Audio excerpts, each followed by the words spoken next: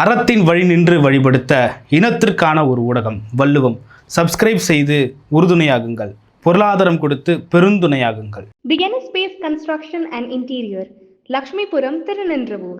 For contact 63851 63766.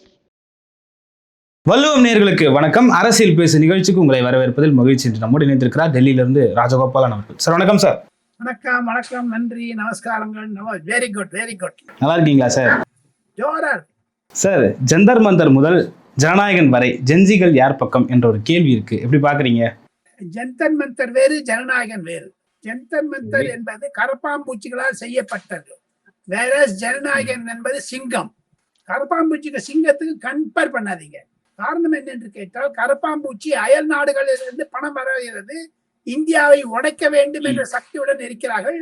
அந்த நான் ஜந்தர் மந்தரிலிருந்து நான் சொல்லுகிறேன், சர்தார்களும், அதை தவிர சர்ச்சு, அதை தவிர மாஸ்க், அதை தவிர குருத்வாரா, இங்க இருந்தெல்லாம் சாப்பாடு வருதுங்க. அயல் நாட்டுல இருந்து சாப்பாடு அனுப்புறாங்க, ஸ்விக்கி மூலமா, ஜொமேட்டோ மூலமா. அதுக்கெல்லாம் அங்க உட்காந்துருக்கணும். குறைஞ்சது ஒரு 500-600 பேர் அங்க உட்காந்துட்டு கெட்ட வார்த்தை பேசுறாங்க, தண்ணி அடிக்கிறாங்க. ஒருவேளை டாஸ்மாக் கடை அங்க திறந்துட்டாங்களோ கூட நம்பிக்கை இருக்குதாங்க. ஒரு லாரியில வந்து கொடுக்குறாங்க எல்லாம். ஆக மொத்தம் டெல்லியில் தாங்கள் ஷஹீன் பாகில் ஒரு போராட்டத்தை பார்த்தீர்கள். அந்த விவசாயிகள் போராட்டம், செங்கோட்டையர் போராட்டம், இதையெல்லாம் ஒரு வழியா வைத்து பார்த்தால் நரேந்திர மோடி அரசாங்கத்தை கவிழ்க்க வேண்டும் என்று அந்நிய சக்திகளுக்கு இந்த கரப்பாம்பூச்சி ஜனதா கட்சி உழப்புகிறதோ என்ற ஒரு அச்சம் கூட இருக்கிறது. சார், ஏன் ஜந்தர் மந்தரையும் ஜனநாயகனையும் கம்பேர் பண்றாங்கன்னா, ரெண்டு கூட்டத்திலையும் அதிகமா இருக்கிறது ஜென்சிகள் தான். இந்த ஜென்சிகள் ஒரு பக்கம் போராட்ட குணமாகவும் இன்னொரு பக்கம் சினிமா மோகம் கொண்ட குணமாகவும் இருக்கிறார்களே என்றது இந்த கம்பேரிட்டிவ் தான் தமிழ்நாட்டில் போயிட்டு இருக்கிறத பார்க்குறோம். டெல்லியில போராட்டமா இருந்தாலும் தமிழ்நாட்டில் இந்த கம்பேரிட்டிவ் அரசியல் போயிட்டு இருக்கிறத பார்க்குறோம். அந்த மாதிரி எனக்கு தோணலைங்க. அந்த அந்த ஒரு சினிமாவுடைய மயக்கத்தில் இருப்பவர்கள் வாக்களித்து விட்டார்கள், அதில் விஜய் அவர்கள் ஜெயித்து விட்டார்கள். அது நிலைப்பாட்டிற்கு கொண்டு வந்து விட்டார் 3 மாதங்களில் விஜய் தன்னுடைய சினிமா கவர்ச்சியை. அதே மாதிரி ஜெயலலிதா பண்ணாங்க, எம்ஜிஆரும் பண்ணாங்க. தமிழகத்திற்கும் சினிமா கவர்ச்சிக்கும் ஒத்துமை உண்டு, வேற்றுமை உண்டு. ஆனால் டெல்லியில் கரப்பாம்பூச்சி கிடையவே கிடையாது. டெல்லியில சிங்கம் தான் இருக்குதுங்க. அதனால கம்பேர் பண்ணுவது நீங்க உங்களுடைய கட்டுரைக்காகவோ அல்லது பேச்சுக்காகவோ பட்டிமன்றத்திற்காகவோ நம்மளுடைய ஷோக்காகவோ பண்ணலாம். பட் கம்பேரிசன் என்ன பொறுத்து மட்டும் இந்திய அரசியலில் ஒரு திருப்பத்தை காண்பிக்கிறது கரப்பாம்பூச்சியோட இயக்கம். மாணவர்களிடையே ஒரு போராட்டத்தை காண்பிக்கிறது. இதில் பாஜக சற்று தயங்கி விட்டதாகத்தான் நான் ஒரு நரேந்திர மோடியின் ஆதரவாளராக என்று சொல்லிக் கொண்டாலும் அதில் நரேந்திர மோடி நழுவி விட்டார் என்ற அர்த்தமும் இருக்கிறது. ஒன்றே ஒன்று, எந்த அரசியல்வாதியாக இருக்கட்டும், அது வந்து எம்ஜிஆர் ஆகட்டும், ஜெயலலிதாவா இருக்கட்டும், விஜயா இருக்கட்டும், ஸ்டாலினா இருக்கட்டும், எடப்பாடி பழனிசாமி, இல்ல சீமானோ, இல்ல உங்களுக்கு மீதி இருக்கக்கூடிய திருமாவளவனோ, யாரா இருந்தாலும் அரசியல்வாதினா அவங்க தன்னுடைய ஸ்ட்ரென்த்தை காமிப்பாங்க. அரசியல்வாதி அனைவருக்குமே ஒரு சல்யூட்டுங்க. காரணம் என்னன்னா, அவங்களால தான் இந்தியா பாதுகாப்பாக இருக்கிறது. மாநிலமாக கட்சியாகட்டும், அகில இந்திய கட்சியா இருக்கட்டும். இது நடுவில் கரப்பாம்பூச்சின்னு வந்துட்டு அவருக்கு கொள்கையா கோட்பாடா ஒண்ணுமே கிடையாது. கொடியா கொள்கையா கோட்பாடா ஒண்ணுமே கிடையாது. அதற்கு உதாரணத்தை தாங்கள் பார்த்து விட்டீர்கள். 2023 மு.க. ஸ்டாலினால் நிறுவப்பட்ட இந்தி கூட்டணி என்னாச்சு? உடஞ்சுதா இல்லையா? அவரே வெளில போயிட்டாரு. தவிர சரத்பவார் வெளில போயிட்டாரு. தவிர மம்தா பானர்ஜி வெளில போயிட்டாங்க. இப்ப கரப்பாம்பூச்சி கட்சி வந்ததுன்னா அதுக்கு தலைவர் யாரு? கொள்கை யாரு? இந்தியா கூட்டணி அரசியல்வாதிகளால் ஒரு குழப்பமாக இருக்க வெளில போன அப்புறம் கரப்பாம்பூச்சி இயக்கம் என்பது ஒரு பொதுமக்கள் இருக்கக்கூடிய கிளர்ச்சி உசுப்பி விட்டாரே தவிர அது அரசியல் கட்சியாக மாறினால் ஒரு பள்ளி வந்து சாப்பிட்டு போடுவாங்க. பள்ளி வந்து சாப்பிட்டுருமா சார்? இங்க ஒரு பள்ளி ஜனதா கட்சின்னு ஆரம்பிச்சுட்டாங்கல்ல டெல்லியில. எவனோ சிப்பக்கடி பாரதிய ஜனதா பார்ட்டின்னு ஆரம்பிச்சாரு. இந்திய அரசு 75 ஆன பிறகு இந்தியா என்ற தேசத்திற்கு, இந்திய தேசிய காங்கிரஸ் என்ற இயக்கத்திற்கும் பாரதிய ஜனதா கட்சி இயக்கத்திற்கும் திமுக 75 வருஷமா இருக்குங்க. அதிமுக 50 வருஷமா இருக்கு. ஒரு கரப்பாம்பூச்சி வந்து 50 நாள் கூட ஆளை இவ்வளவு பெரிய பப்ளிசிட்டி. பேசிக்கா உங்களுக்கு வள்ளுவன் நேயர்களுக்கு ராபின்சன் மூலமாக சொல்ல வேண்டும் என்றால் ஒரே ஒரு கருத்து, டீலிமிட்டேஷன் வரப்போகிறது. அதை காங்கிரஸ் எதிர்க்கிறது. இதை ஒரு சாக்காக வைத்துக் கொண்டு அதை எதிர்க்கிறார்கள். சிம்பிள். அதை தவிர FCRA ஃபாரின் கண்ட்ரிபியூஷன் ரெகுலேஷன் ஆக்ட்ல இந்தியாவிற்கு 30,000 கோடி ரூபாய் வருகிறது வருடத்தில். அதில் மத மாற்றத்திற்காக அந்நிய நாடுகளிலிருந்து பணம் வருகிறது என்று பாரதிய ஜனதா கட்சி சந்தேகிக்கிறது. அதுக்காக ரூல் கொண்டு வந்திருக்காங்க, இதெல்லாம் கட்டுப்படுத்தணும்னுட்டு. அதை எதிர்க்கிறார்கள் அந்நிய நாட்டர்கள். அங்கிருந்து பணம் வாங்கக்கூடிய இந்தியர்களுக்கும் எதிர்க்கிறார்கள். இதுதான் ஒரு வித்தியாசம் ராபின்சன். மாணவர்களோட போராட்டத்தின் மீது சந்தேக பார்வையோட பார்க்கிறது பாஜக அரசு. மாணவர்கள் போராட்டத்தில் உண்மையிலேயே சந்தேக பார்வையோடு பார்க்க வேண்டுமா, அல்லது அது மாணவர்களுடைய போராட்டம் தானா என்ற ஒரு கேள்வி இருக்கிறது. மாணவர்களுடைய போராட்டம் உரிமை. இந்தியாவிற்கு மாணவர்கள் போராட வேண்டியது. விவசாயிகள் போராட்டம், வக்கீல்கள் போராட்டம், அது மாதிரி எல்லாரும் போராட்டம் பண்ணாதான் இந்திய அரசாங்கமும் சரி, தமிழக அரசாங்கம், எந்த அரசாங்கமும் சரி உணர்ச்சி வசப்படும். ஆனால் மாணவர் போராட்டம் என்ற ரீதியில் எப்படி தமிழகத்தில் ஜல்லிக்கட்டு போராட்டம் என்று வன்முறை வந்ததோ அதே மாதிரி வன்முறை ஆகிவிட்டது ஜந்தர் மந்தர் போராட்டம். சாதாரணமா போயிருந்தாங்க. எங்க ஒரு 115 போலீஸ் ஆபீசர்ஸ் அடிச்சிருக்காங்க சார் கல்லால. அதுல 2 போலீஸ் ஆபீசர், ஐபிஎஸ் ஆபீசர்களுக்கு உடல்நிலை சரியில்லை. அதே மாதிரி மாணவர்கள் அடிபட்டு இருக்கிறார்கள். எங்க ஒரு இடத்துல பேண்ட் அவுத்துட்டு உங்களுக்கு ஒரு தனிப்பட்ட பிரைவேட் காமிக்கிற மாதிரி பண்ணுவாங்களா சார் யாராவது? நரேந்திர மோடி ஒழிக, இந்தியா துண்டுபட வேண்டும், பாராளுமன்றத்தை உடைப்பேன் அப்படிலாம் சொல்லுவாங்களா யாராவது? யாருக்கு சொல்லும்? ஒரு தேசபக்தி உடனே சொல்லுவானா? எதனால வந்தது? நீ நரேந்திர மோடியே விரோதம் இருக்கலாம், யாரு வாங்கினாங்களே, எனக்கு விரோதம் இருக்குது. ஆனா அந்த விரோதத்தை நாட்டை உடைப்பதாக காமிக்கணும். ஒரு பொருள் இருக்கிறது, பஸ் உடைக்கிறாங்க, யாருன்னு சொல்லுங்க அது சார்? அது ஒரு அன்ஆர்கனைஸ்டு கூட்டம். அந்த கூட்டம் இப்படிதான் இருக்கும்னு அரசுக்கு தெரியாதா, உளவுத்துறைக்கு தெரியாதா? அதை கட்டுப்படுத்த வேண்டியது உளவுத்துறை அரசோட கடமை தானே. 5,000 பேர் எதிர்பார்த்தாங்க, அவங்களே சொல்றாங்க. 50,000 பேர் வந்துட்டு என்ன பண்றது? 50,000 பேர் வந்துட்டாங்க. வாட்ஸ்அப் குரூப்ல என்னென்ன பண்ணிருக்காங்க. அதனாலதான் இந்த ரயில்வே ஸ்டேஷன் எல்லாம் மூடிட்டாங்க டெல்லியில. அது 5:30 மணிக்கு மேல இந்த கன்னாட் பிளேஸ் இருக்க இடத்துல மூடிட்டாங்க, ஹோட்டல்லாம். ஏன்னா எல்லாரும் சூறையாடுகிறார்கள் சார். இதே பிரச்சனை தான் கரூர்ல திமுக சொல்றாங்க. சின்ன உதாரணத்தை சொல்லணும்னா ராபின்சன், இப்போ விஜய் அவர்கள் கரூரில் சிக்கினார். அவர் எதிர்பார்த்தது எக்ஸ் அமௌண்ட், வந்தது எக்ஸ்பிரஸ் அமௌண்ட். அது கிரௌடு. அதுல கொஞ்சம் வன்முறைகள் வர ஆரம்பித்து விட்டு அதே மாதிரிதான் ஜந்தர் மந்தர் நடக்குதுங்க. சிமிலர் சிச்சுவேஷன் கரூருக்கும். நீங்க கரூர் ஜந்தர் மந்தருக்கும் ஜனநாயகத்துக்கு சொன்னேன், நான் ஜந்தர் மந்தருக்கும் கரூருக்கும் சொல்றேன். நீங்க ஜந்தர் மந்தர்ல 5,000 பேர் சொன்னாங்க சார். அவங்க அந்த பசங்க அந்த இடத்த நான் உங்களுக்கு வர்ணிக்கணும்னு சொன்னா ஒரு ரவுண்டா நீங்க மனசுல ஒரு ஐடியா போட்டுங்க. இந்த இடத்துல அந்த சோனம் வாங்சுக் இன்னொரு இருக்காரு, இந்த இடத்துல இவருக்கு இடம் கொடுத்துருக்காங்க. பக்கத்துல நீங்க ஒரு சின்ன இடத்துல பாராளுமன்றத்துக்கு 100 மீட்டர் கிட்ட இருக்குங்க அது. இப்போ அந்த கூட்டத்துல சோனம் வாங்சுக் அவர் லடாக்குக்காக போராடுறாரு, இவர் மாணவருக்காக போராடுறாரு. 2 பேரும் சேர்ந்து நான் தெருவு பண்ணாங்க. மாணவர் போராட்டத்துக்கு 5,000 பேர் வருவாங்கன்னு எஸ்டிமேஷன். 5,000 பேருக்கு போலீஸ் கொடுத்தது. 1,00,000 பேர் வந்துட்டாங்க. அடிக்க ஆரம்பிச்சிட்டாங்க, வீடு உள்ளெல்லாம் போந்துட்டு பெண்களை கற்பழிக்க ஆரம்பிச்சிட்டாங்க. போலீஸ்காரன் தடி எடுத்து, போலீஸ்காரன் துப்பாக்கி எடுத்துட்டு போயிட்டான். அதெல்லாம் போட்ட வன்முறைகள் வந்ததுனாலதான் நல்ல வேலை அவங்களுக்கு துப்பாக்கி சூடு நடக்கல. இது நடுவில் போலீஸ் கமிஷனர் மாத்தினாங்க. இதற்கு மத்திய உளவுத்துறை பொறுப்பு எடுக்க வேண்டும். யாரும் இல்லைன்னு சொல்லல. மாணவர்களை அடிக்க கூடாது. அதே மாதிரி மாணவர்கள் வன்முறையில் ஈடுபடக்கூடாது. அதை ஏன் காங்கிரஸ் என்கரேஜ் பண்றாங்க? எங்க அந்த இடத்துக்கு ராகுல் காந்தி போவே இல்லை. அதனால தானே விஜய் சைலண்டா இருக்காரு. விஜய் எங்க ராகுல் காந்தி கைதானத்துக்கு எதிர்ப்பு தெரிவிக்கல சார்? தமிழ்நாட்டிலையும் இன்னைக்கு தினமலர் செய்தியை கோட் பண்ணி சொல்றேன். அதாவது சிமி இயக்கத்தோட, பயங்கரவாத இயக்கத்தோட தலை தூக்கல் தமிழ்நாட்டிலும் மீண்டும் வர ஆரம்பிச்சிருச்சுன்னு சொல்லிட்டு தினமலர் பத்திரிகையில போட்டிருக்காங்க. அதை எப்படி பாக்குறீங்க சார்? இது ஆளுநர் RN ரவி இருக்கும்போதே குற்றச்சாட்டு இருந்தது. இது அம்மையார் ஜெயலலிதா இருக்கும்போதே இந்த குற்றச்சாட்டு இருந்தது. இது ஐயா கருணாநிதி இருந்த பொழுதும் கோயம்புத்தூரில் குண்டு வெடிப்பு, அதில் அத்வானி பிழைத்ததும் உண்டு. குறைந்தது 20-30 வருடங்களாக இது ஒரு தலை தூக்குகிறது. அரசாங்கத்தினுடைய கண்ட்ரோல்ல இருக்குது, யாரும் இல்லைங்கள. தமிழக போலீஸ்காரர்கள் நன்றாக கவனித்து பார்க்கிறார்கள். ஆனா கையை விட்டு படிச்சு சில ஒரு 5-6 வருஷமாக சொல்றாங்க. அதுதான் சிம்மியினுடைய இயக்கம். ஏன்னா பாப்புலர் ஃப்ரண்ட் ஆஃப் இந்தியாவை கேரளா அரசு பேன் பண்ணிடுச்சு. இந்த சிமி இயக்கம் தமிழகத்தில் வன்முறையை ஏற்பாடுமே ஆனால் விஜயும் அதை தடை செய்வார். செய்ய மாட்டான்னு இல்லை. அப்போ IUML கட்சி விட்டு ஆட்சி விட்டு வெளில போவாங்க. அதெல்லாம் போகணும்னு எதிர்பார்ப்பாரு விஜய். இல்ல சிமி இயக்கத்துக்கும் முஸ்லீம் லீக்கும் சம்மந்தம் இருக்குன்னு சொல்றீங்களா? இதுக்கு சம்பந்தம் கிடையாது.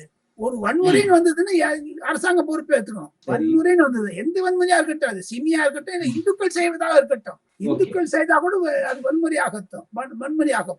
ஆனால் விஜய் அவர்களுக்கு இந்துக்களுக்கு 2 பிராமணர் சீஃப் மினிஸ்டர் 8 தலித் மினிஸ்டர் இருக்கிறதுனால இந்துக்கள் மீது ஒரு ஆக்கிரமிப்பு இருக்கும் நான் சொல்றேன். அதை விஜயம் எதிர்பார்க்கிறார். ஆக மொத்தம் அந்த வன்முறை வந்தா கூட அது கண்டனத்திற்குரியது. ஓகே சார், இதெல்லாம் ஒரு பக்கம் இருந்தாலும் அந்த போராட்டத்திற்கு ஆதரவாக தான் நாங்க இருப்போம்னு தமிழக முதல்வர் சொல்றாரு. நீட்டுக்கு எதிராக தான் தமிழ்நாடு அரசு எப்பொழுதும் செயல்படும்னு சொல்றாரு. தமிழ்நாட்டிலையும் நீட்டுக்கு எதிரான முழக்கங்கள் அங்கங்க எழுகிறத நாங்க பாக்குறோம். எப்படி பாக்குறீங்க இதெல்லாம்? மு.க. ஸ்டாலின் செய்ததை விஜய் தொடர்ந்து செய்யக்கூடாது என்பதுதான் என்னுடைய கருத்து. விஜயுடைய அரசு கண்டிப்பாக நீட்டை எதிர்க்கக்கூடிய அரசு. எப்படி உச்ச நீதிமன்றத்துக்கு கேஸ் போடுவதை பார்த்து தயங்கினாரோ மு.க. ஸ்டாலின், அது மாதிரி விஜய் தயங்குவது தவறு. விஜய் சுப்ரீம் கோர்ட்டில் கேஸ் போட வேண்டும். சுப்ரீம் கோர்ட் என்ன நிலைமை எடுக்கிறதோ அதுதான் ஃபைனல். ஓகே சார், ஆகஸ்ட் 3ஆம் தேதி கர்நாடகா முதலமைச்சர் DK சிவகுமாரை சந்திக்க இருக்கிறாரு முதல்வர் விஜய். மேகதாது பிரச்சனைகள் எல்லாம் குறித்து பேச இருக்கிறாரு. அதுவும் இல்லாம DK சிவகுமாரின் அழைப்பின் பேரில் விஜய் போக இருக்கிறார். எப்படி பார்க்கலாம் இதெல்லாம்? 2 முதல்வர்கள் சந்திக்கிறாங்க. அதை வள்ளுவ நேயர்களுக்கு ராஜகோபாலும் ராபின்சனும் முடிவு செய்வதற்கு முன்னதாக வைகோ எப்படி எதிர்பார்க்கிறாரு, சீமா எப்படி எதிர்பார்க்கிறார், தமிழ் திருமாவளவன் எப்படி எதிர்பார்க்கிறார்? காரணம் என்ன என்று கேட்டால் விஜய் மேகதாது விஷயமாக பெங்களூர் சொல்லுவது தவறு, போகக்கூடாது. இது என்னன்னா, இது 2029 தேர்தலை மத்திய எண்ணத்தை கொண்டு ராகுல் காந்தியா செய்யப்படக்கூடிய சூழ்ச்சி இது. அதில் விஜய் சிக்கிவிட்டார்.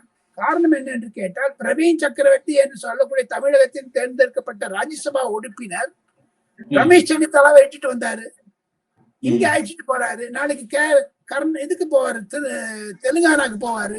இந்த 3 மாநிலங்களிலும் விஜயினுடைய சினிமா பாப்புலாரிட்டி இருக்கிறதுனால காங்கிரஸ் விஜய் இழுக்கிறது. அவரை சிக்கி கொண்டார் என்று 5ஆம் தேதி மே மாதம் 2026ஆம் வருடத்தில் மு.க. ஸ்டாலின் மனம் வருத்தப்பட்டு கொண்டு காங்கிரஸ் என் முதுகில் குத்தியதுன்னு சொன்னாரோ, அதே மாதிரி விஜய் அவர்கள் கூடிய விரைவில் காங்கிரஸ் தன் முதுகில் குத்தியது என்று சொல்லக்கூடிய அறிக்கை வந்தாலும் வரலாம் என்று நான் எதிர்பார்க்கிறேன். விஜய் கர்நாடகாவுக்கு போக கூடாது. கேன்சல் ஆகும், பார்த்துட்டே இருங்க. கேரளா பதவியேற்பு நிகழ்வுக்கு கேன்சல் ஆன மாதிரி கேன்சல் ஆகுமா சார்? விஜய் இவர் போக மாட்டாருங்க, அவர்லாம் விடுங்க. விஜய் போக மாட்டாரு. தமிழ்நாடுடைய இயக்கத்தை புரிந்து கொண்டவர் விஜய். விஜய் போக மாட்டாங்கன்னு நம்பிக்கை இருக்கு. கூப்பிட்டு போறான். காங்கிரஸ் தனக்கு வாயில் அடிச்சுக்கணும்னு பாக்குறாங்க. காங்கிரஸ் செய்வது தவறு. காங்கிரஸ் இதை விஜயை இழுத்து விடுகிறார்கள். காரணம் என்ன என்று கேட்டால் விஜய் அவர்கள் காங்கிரஸை கட் பண்ண பாக்குறாரு. இண்டி கூட்டணியில வரல. நாளைக்கு என்ன வச்சு பாருங்க, 25 MLA-க்கள் தேர்தல் நடக்குதா இல்லையா பாருங்க, அக்டோபர் நவம்பர்ல தமிழ்நாட்டுல. அதுல அவருக்கு மெஜாரிட்டி வந்துச்சுன்னா காங்கிரஸ் டாட்டா போப்பான்னுடுவாரு. சரி, இந்தியா கூட்டணியில விஜய் இல்ல. அப்போ விஜய் ஆட்கள் சொல்றது போல விஜய் பிரதமர் என்ற ஒரு நோக்கத்தோடு விஜய் செயல்படுவார்னு எடுத்துக்கலாமா? பிரதமர் என்பது ரொம்ப தூர கணக்கு. ஜெயலலிதாவும் பிரதமர்னாங்க, ஐயா கருணாநிதியே பிரதமர்னாங்க, ஐயா ஸ்டாலின் பிரதமர்னாங்க. சொல்லுவது ஈஸி, அமலாக்குவது கடினம். இன்னும் சீஃப் மினிஸ்டராவே ஒன்னும் இது ஸ்திரத்தன்மைக்கு வரல, ஒண்ணு அதாவது கண்ட்ரோல்ல வரல. விஜய் பிரதமர் ஆவது என்பது 2036 நான் ஒத்துப்பேன். அது முன்னாடி அவருக்கு பயிற்சி வேண்டும், முதிர்ச்சி வேண்டும். இந்திய பிரதமர் என்பது உங்களுக்கு ஜார்க்கண்ட்லயோ சத்தீஸ்கர்லயோ ஓட்டு போட மாட்டான் தம்பி. அப்ப ராகுல் காந்தி விட்டு வராங்க. ராகுல் காந்தி எதிர்த்து இவர் வருவாருங்களா? என்ன பேசுறீங்க தம்பி? அப்ப தமிழ்நாட்டுக்கு விஜய் முதலமைச்சர் என்று ராகுல் காந்தி உதவி பண்ணாரு. ராகுல் காந்தி மீறி விஜய் பிரைம் மினிஸ்டர்னா ராகுல் காந்தி வெளில போடுவாரு. மோடியே கவுக்கணும்னு பாக்குறாரு ராகுல் காந்தி, முடியல. 2019 ஸ்டாலின் சொன்னாரு அடுத்த பிரதமரை நாங்கள் தான் முன்னிர்ணயிப்போம், ராகுல் காந்தி தான் ஆனாரா? இன்னும் 7 வருஷம் ஆயிடுச்சுங்களே, வரவே இல்லையே. அதே மாதிரி விஜய் பிரதமர் என்பது தவறு. தமிழ் வெற்றி கழகத்தினர் அந்த மாதிரியான கனவு காண்பது தவறு. சார், வட இந்திய இளைஞர்கள் நிறைய பேர் மோடியா விஜயா என்ற ஒரு கேள்விக்கு தளபதி விஜய் தான் அப்படின்னு சொல்லிட்டு பதில் சொல்றத சமூக ஊடகங்கள்ல நம்ம எல்லாம் பாக்குறோம் சார். கட்சி ஊழியர்கள் அவர்களுடைய உற்சாகப்படுத்துவார்கள், உற்சாகப்பட வேண்டும், எல்லாம் உண்டு. நான் 45 வருஷம் டெல்லியில இருக்கேன். ஒண்ணே ஒண்ணு, நான் 45 வருஷமா இருக்குங்க. எனக்கு ஓகே. இந்து பத்திரிகைக்கு ஆசிரியராக வேண்டும் என்ற எண்ணம் எனக்கு இருக்கிறது. என்னை விட யாரும் இல்லை, நான் காலர் அப்படி வசதிப்பேன். ஆக முடியுமா? முடியாது.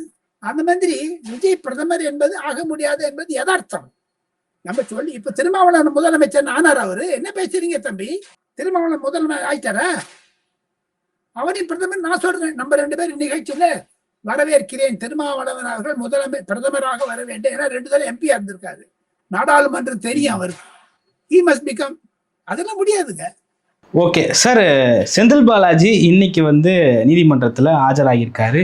கிட்டத்தட்ட 1 மாசமாக தலைமறைவாக இருந்தார் என்று சொல்லப்பட்ட செந்தில் பாலாஜி அவர்கள் இன்னைக்கு நீதிமன்றத்தில் ஆஜராகியிருக்காரு. எப்படி பார்க்கலாம் இதை? நீதிமன்றத்தினுடைய ஒன்று, அவர் கைதாகலாம். இல்லை என்றால் அவருக்கு ஒரு ரிலீஃப் கிடைச்சாலும் அதை சுப்ரீம் கோர்ட்டுக்கு எடுத்துட்டு போவாங்க தமிழ்நாடு அரசாங்கம். எந்த பக்கமா இருந்தாலும் சரி சுப்ரீம் கோர்ட்டுக்கு வரும் அது. பிளஸ் ஒன்னே ஒன்று சொல்றேன், செந்தில் பாலாஜி 5ஆம் தேதி சட்டமன்றத்தில் முதலமைச்சர் வெற்றி பட்ஜெட் முதல்ல பிரசன்ட் பண்ணும்பொழுது செந்தில் பாலாஜி அங்க இருக்க மாட்டார். வேறு இருக்க மாட்டார். கைதானாலும் ஆச்சரியப்படுவதற்கு இல்லை. ஏன்னா அது ஒரு டெட்லைன் வச்சுட்டாங்க, 5ஆம் தேதி. சோ ஆக மொத்தம் அது ஒரு பெரிய திருப்பமாக இருக்கும் என்று நான் நினைக்கிறேன். சார், அதே போல விஜயோட துறையில பார்ட்டி ஃபண்ட் வாங்கியிருக்கிறதா தினமலர் செய்தியில வந்திருக்கு. விஜயோட துறையிலே பார்ட்டி ஃபண்டா என்ற ஒரு கேள்வி இருக்கு. ஏன்னா பார்ட்டி ஃபண்ட் குறித்து அவர் சட்டமன்றத்தில் போன சட்டமன்ற கூட்டத்தொடரில் பேசுனதெல்லாம் இன்னைக்கும் சமூக ஊடகங்கள்ல பரவிட்டு இருக்கு. எப்படி பாக்குறீங்க இதை? அந்த செய்தியை பார்த்தேன். ஆர்வமுள்ள இளைஞர்கள் அந்த மாதிரி செய்வது தவறு, அதை விஜய் கடுத்து விட்டார், அந்த நிர்வாகியை நீக்கி விட்டார்கள். அது அடிமட்டத்தில் செய்தது உயர் மட்டத்தில் பாதிக்காது என்பதுதான் என்னுடைய கருத்துங்க. விஜயோட துறையில சார், அத நகராட்சி துறையில பார்ட்டி ஃபண்ட் வாங்குறாங்க அதிகாரிகள் அப்படின்னு சொல்லிட்டு செய்திகள் வந்திருக்கு சார்.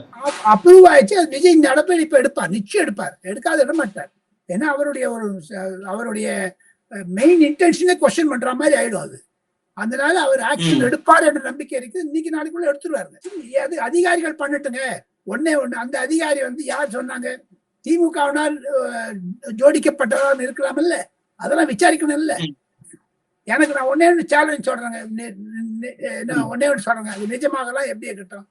இனி வரக்கூடிய நாட்களில் விஜயனுடைய அரசாங்கமும் சரி, காவல்துறையும் சரி, அரசியல் ரீதியாக அவர் ஜாகிரதையா இருக்கணும். ஏன்னா இது மாதிரியான ஒரு ஊழல் புகார்களை கொண்டு அவருக்கு அசிங்கப்படுத்த வேண்டும் என்ற ஒரு இயக்கம் நடக்கிறது தமிழ்நாட்டில். இப்போ நீங்க கேள்வி கேட்டுனே இருந்துட்டீங்க. நான் ஒன்னு சொல்றேன், டெல்லியில இருந்து நான் கண்டதை நேரடி வர்ணனையாக சொல்லுகிறேன். கடந்த 4 நாட்களாக காங்கிரஸ் வர்சஸ் பாஜக, நரேந்திர மோடி வர்சஸ் ராகுல் காந்தின்னு போகுதுங்க. இப்ப பாருங்க, 2 பேரும் பாராளுமன்றத்தினுடைய நுழைவாயிலில் தினமும் கலட பண்றாங்க. ஆனால் இந்தியாவிலேயே நாடாளுமன்றத்தில் முதல் எதிர்கட்சியாக இருப்பது திராவிட முன்னேற்ற கழகம், காங்கிரசுக்கு அடுத்தது. அந்த திமுக எம்எல்ஏக்களுடைய எம்பிக்களுடைய நிலைமை அவல நிலைமையாக இருக்கிறது. தனித்து விடப்பட்டார்கள். 22 எம்பிக்கள் எங்க போகுதுன்னே தெரியல. லோக்சபா எம்பி, ராஜ்யசபால 8 பேர் இருக்காங்க. இந்த 30 பேர் சேர்ந்துட்டு அவங்களே கைப்பிடிச்சுன்னு வராங்க, அவங்களே கைப்பிடிச்சுட்டு வராங்க. காங்கிரஸ்காரங்க பார்த்துக்கிறது கிடையாது. திமுக 2 குரூப் இருக்குது. ஒண்ணு கனிமொழி குரூப் 8-9 பேர் இருக்காங்க. உதயநிதி குரூப்ல 15-16 பேர் இருக்காங்க. ஆக மொத்தம் அங்கேயே ஒரு பாவம் நம்ம டிஆர் பாலுவோடு நடந்து வர முடியல, மெதுவா நடக்கிறாரு, கஷ்டப்படுறாரு. நேற்று முன்தினம் அங்க திமுக ராகுல் காந்தி சாண்டின்னு போகும்போது அவர்கள் திசை மாறி வேற ரூம்ல போயிட்டாங்க. பார்க்க முடிய மாட்டேன்ட்டாங்க. டிஆர் பாலுக்கு நாடாளுமன்றத்தில் ராகுல் காந்தி அருகே உட்காருவது ஒரு அசிங்கமா நினைக்கிறார் அவர்.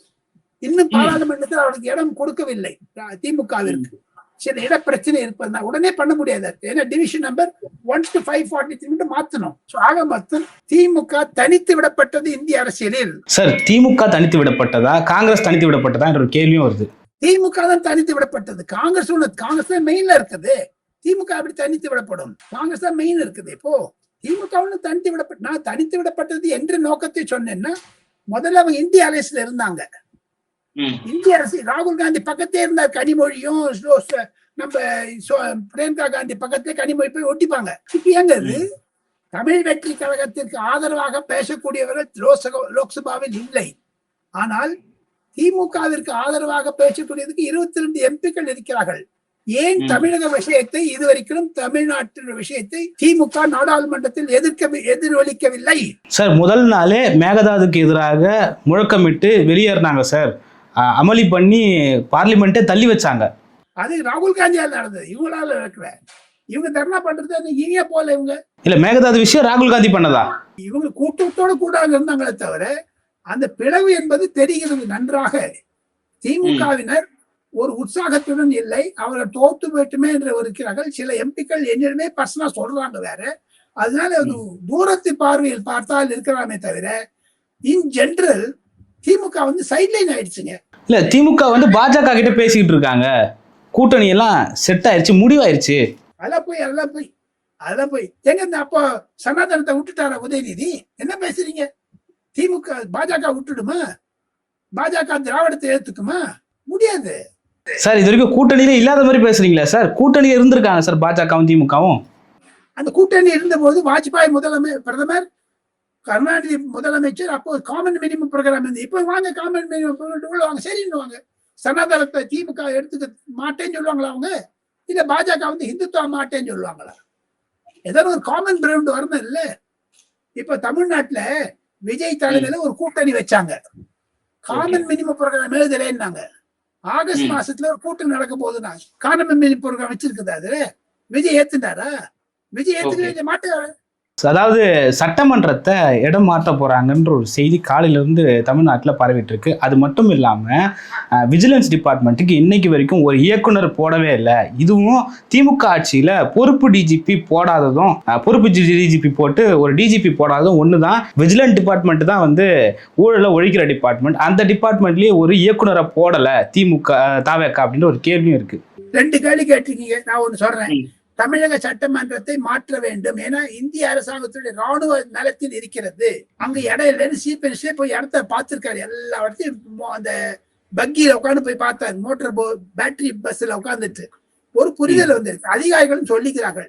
நான் அங்க ரிப்போர்ட்டிங் பண்ணிருக்கேங்க. 1971, 72, 73 50 வருஷமா ஒரு இது என்னைக்கு பாராளுமன்றம் விழும் என்ற பயம் இருக்கிற மாதிரி தமிழக சட்டமன்றம், தமிழக தலைமை செயலமும் என்னைக்காவது ஒரு முகம் வந்தா இடைஞ்சு ஒடிஞ்சிடும் சார். வெள்ளக்கார கட்டணம் சார் விழாது சார், விழாது. பட் என்ன பாராளுமன்றம் விழுந்துதா? வெளியே ஒன்னே எதுக்கு சொல்ல வர என்ன, புது சட்டசபை தேவை. அது கிண்டியில வச்சுக்கலாமா, இல்ல பூந்தமல்லி பக்கத்துல வச்சுக்கலாமா, வேற எங்கேயான வச்சுக்கலாமா ஒரு சிச்சுவேஷன் எதிர்பார்க்க போறாங்க. பட்டினப்பாக்கம் பனையூர் தேடிட்டு இருக்காங்களா சார்? பட்டினப்பாக்கம் பனையூர் பக்கம் தேடலாம் அப்படின்னு பேசிட்டு இருக்காங்க. ஆமா, அது வரவேற்கத்தக்க வேண்டிய. ஏன்னா ஒரு புது இடத்துல போனாதான் ஒரு சிச்சுவேஷன் இருக்கு. இன்னொரு நான் ஒண்ணு கேள்விப்பட்டேன், அவர் ஜோஷியர் தான் சொன்னாரு, நீ அந்த இடத்த உட்காந்துக்காதீங்க, வேற தேசிய திரும்பி உட்காந்துங்க அப்படின்னு. அதனாலதான் அவர் மாத்துறாரு. 3000 கோடி ரூபாய் ஒதுக்க போறாங்க இந்த பட்ஜெட்ல புது பாராளுமன்ற சட்டசபை கட்டுவதற்காக. 3 வருஷத்தை கட்டி முடிச்சுருவாரு பாருங்க. எப்படி நாடாளுமன்றத்தை மோடி அவர்கள் 3 வருடத்தில் கட்டி முடித்தாரோ அதே மாதிரி சட்டமன்றத்தின் அமைப்புகள், சட்டமன்றத்தில் முதலமைச்சர் பொது தலைமை செயலாகவோ சட்டமன்றமோ கட்டினாரே ஆனால் 500 பேர் உட்கார அளவுக்கு கட்டணும். ஏன்னா தமிழ்நாடுக்கு டீலிமிட்டேஷன் நம்பர் அதிகமா போகும். இதே 234 போகாது. அதெல்லாம் செய்வார்கள். இப்ப director general of anti vigilance corruption போன ஒரு அம்மா போட்டிருக்காங்க, ஏற்கனவே போட்டு விட்டாங்களே சார். ராஜலட்சுமியை கூடுதல் பொறுப்பா தான் சார் போட்டிருக்காங்க. கரெக்ட், கூடுதல் போடுவாங்க, சீக்கிரத்தை போடுவாங்க. அவருக்கு ஆள் கிடைக்கலீங்களே, அவருக்கு நம்பிக்கையான ஆள் ஏற்கனவே அருண்குமாரை போட்டு தூக்கிட்டாங்களே. இந்த அம்மாவை போட்டு பண்ணுமான ஒரு சீனியரிட்டி பார்க்கணும். அதுக்கெல்லாம் அதுக்காக தான் மெயினா இப்ப தலைமைச் செயலாளர் கூட எக்ஸ்டென்ஷன் கொடுத்து வச்சிருக்காரு. தன்னுடைய நம்பிக்கையான ஆள் யாருக்கான்னு பாக்குறாரு. அது எல்லா பிரதமருக்கும், எல்லா முதலமைச்சருக்கும், ஈவன் பிரதமருக்கே ஒரு கான்பிடன்ஸ் தானே வேணும். போட்டதுலேயே ஒரு பெரிய விமர்சனம் இருக்கு சார். தேர்தல் ஆணையத்தால் போடப்பட்ட சுனில் அவர்களை வந்து தலைமைச் செயலாளராக மீண்டும் வச்சிருக்காரு. அப்போ இவர் வந்து தாவேகாவுக்கு ஆதரவானவரா பாஜகவுக்கு ஆதரவானவரா என்ற ஒரு கேள்வியும் எழுப்பிட்டு இருக்காங்க அரசியல்வாதிகள். அது யாருன்னா இப்ப நான் பாத்தீங்கன்னா, நான் கண்டிப்பாக என்னுடைய பர்சனலா பாத்தீங்கன்னா ஒவ்வொருத்தருக்கும் ஒரு பாலிசி இருக்குங்க. அதிகாரிகளா இருந்து நம்மள ஒரு ஐடியாலஜி இருக்கக்கூடாது கிடையாது. அவர் எடப்பாடி பழனிசாமி வேலை செஞ்சாரு, அதையும் சொல்லுங்க. ஸ்டாலின் கிட்ட வேலை செஞ்சாரு, அதையும் சொல்லுங்க. இல்ல கூடுதல் தலைமை செயலா இருந்தாரா இல்லையா, அடிஷனல் சீஃப் செக்ரட்டரியா இருந்தாரா இல்லையா, அது ஒரு ஈக்குவல் பொறுப்பு தானே. அதிகாரிகளை நம்பி அரசாங்கம் நடக்கலைங்க. விஜயினுடைய அத்தாரிட்டி தான் முக்கியமே தவிர அதிகாரிகள் விஜய் சொல்லுவதையும் 8 கோடி தமிழ் மக்கள் சொல்லுவது கேட்க வேண்டுமே தவிர ஒரு அதிகாரி இன்னைக்கு இருப்பா நாளைக்கு போவாங்க. நீங்க 5 வருஷம் பர்மனன்ட் தம்பி. விஜய் அவர்கள் 5 வருஷத்துக்கு தேர்ந்தெடுக்கப்படுற அந்த 5 வருஷத்துக்குள்ள அவர் யாருன்னா வச்சுக்கலாம், யாருன்னா எடுத்துக்கலாம். ஆஃபீஸ் ஆஃப் கான்ஃபிடன்ஸ் தானே அது. ஓகே சார், பல்வேறு கருத்துக்களை பகிர்ந்து கொண்டீங்க. மற்றும் ஒரு கான்செப்டுக்கும் நன்றி சார்.